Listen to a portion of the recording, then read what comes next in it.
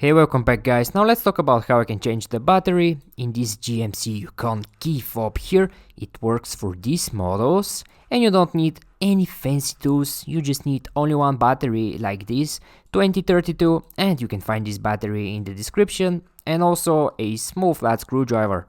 And now when you're ready, let's begin with the tutorial. The first thing you need to do is turn this key over like this, and here on the back you see this small hole.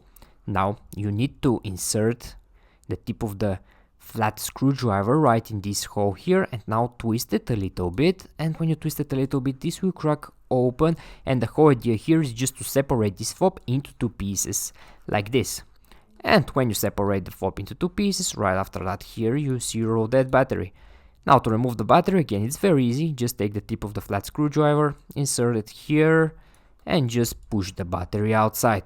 And now when you remove the battery, here in the same place, just insert your new battery like this, and also make sure it's with the negative side here facing up. So this step here is very important. And now when you place your new battery over here, take these two pieces again, make sure you align them perfectly like this, all corners to match perfectly, and just snap them together like this. Alright, and when you snap them together, right after that your key will be ready. You don't need to do anything else after that, it will just work fine. Okay guys, I hope you find this video useful and take care.